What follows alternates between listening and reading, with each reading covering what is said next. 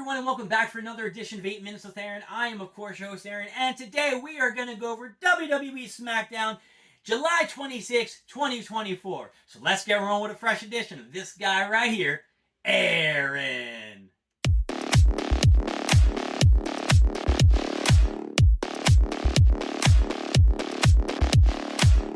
Let me be honest with you guys, I'm not here. That's right, this is a Friday, I'm not here. This is a pre-taped episode because hopefully I am on my plane from Philadelphia all the way to San Diego and this video has uploaded in the proper time. Now, there is one big benefit of WWE Smackdown this week, and it is that it was taped.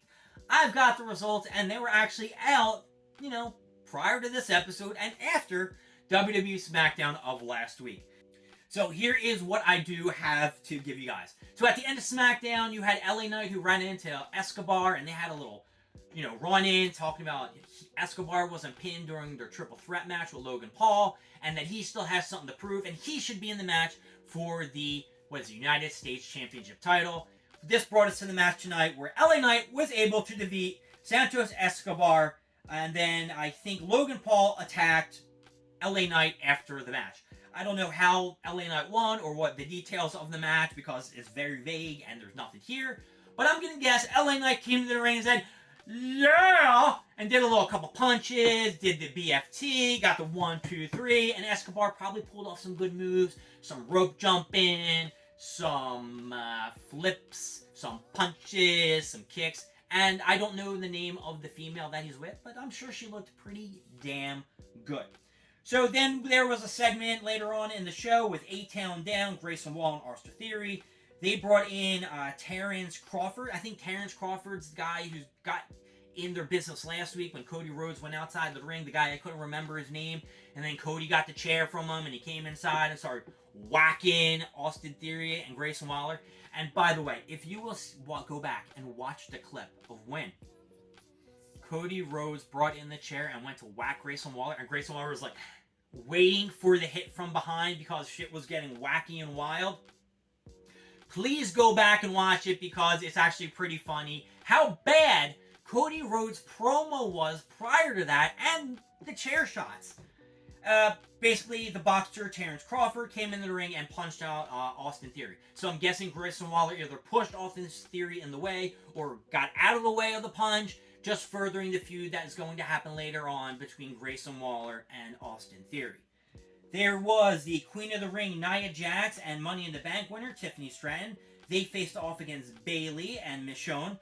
Anytime you see my girl Bayley, that is fantastic. I love her to death. Now, I don't think that her match with Nia Jax is going to be terrific. Now, Bayley can carry herself in a match. Nia Jax, I'm going to have to admit with Bayley's comments of last week, is a little clumsy and a little reckless, so I hope she doesn't hurt Bayley at all.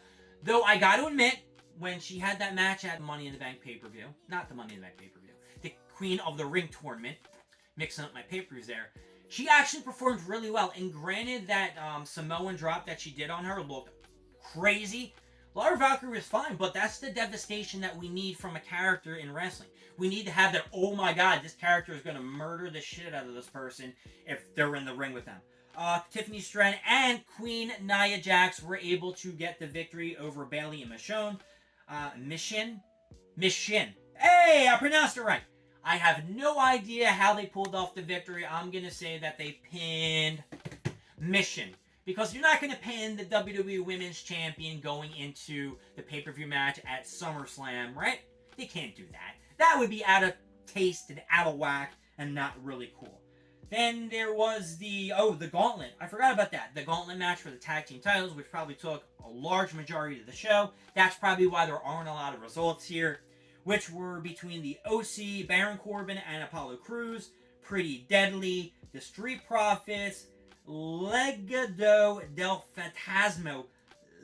I'm sorry. My brother, I'm apologizing to him because he even phonetically said it to me when we had dinner last week, and still. Let's try it one more time. Legado del Fantasma. Hey! I'm never pronouncing the name right. Done. We're moving on. And, of course, the last team that was in there, the Bloodline. The winner of this match would, of course, go and face DIY. When are they facing DIY? I don't know, but I'm sure DIY is not going to hold the titles because, obviously, from telling you who was in the match, the Bloodline took over. I actually wonder who is in the Bloodline match. I don't know who was in it. Maybe I can press the back button and try to find out who was in it. But overall, I don't know, folks. Maybe this one will give me a little bit more information. Nope. They're just telling me this Japan tour and showing me a bunch of products that I can buy. But it's just telling me absolutely nothing. So that really sucks. But the Bloodline one, I'm going to say that there was maybe some interference by Jacob Fatu if it wasn't Tomalonga and Loa Tonga in the match. I probably got their names mixed up, or I'm brutally butchering them. But I'm sure Solo Sikoa is very excited that they won the match because Jacob Fatu beat the shit out of DIY 2 weeks ago. So I don't think that Jacob Fatu would be in the match because then he could basically murder these two goofballs and just take the titles for himself. So it's got to be the other two. Because Jacob Fatu, he's giving me kind of the vibe that he may or may not turn on Solo Sikoa at some point. Now, I could be totally wrong and just throwing shit out. But since we don't have all the results of this match and all this other stuff, I guess we can just try to give... Oh, wait a second. Check this out. Oh, I do have a little bit of the results. Here we go. The match kicked off with Baron Corbin and Cruz against Lego de Phasmo.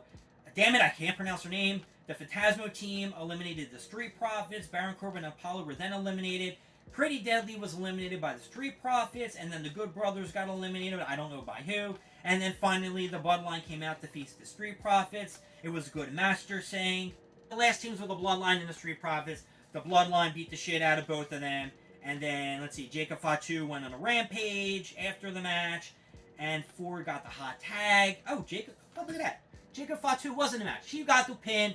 He is the champ. He just murdered the shit out of everybody. That's crazy. Crazy. Jacob Fatu, man. This guy is insane. Alright, well, let's give this thing an up or some downs. So, real quick, let's just go over this. Nia Jax, Tiffany Stratton versus Bayley and Michin. That is definitely getting it up. That's right, it's getting it up. I confused you guys, but yes, it's an up. My girl Bayley was in it. My Big Booty Bayley, not BBL. The Logan Paul versus Escobar, that was probably a great match. That is getting it up. That's right. The tag team match, the last one, that is going to get it up. That's right.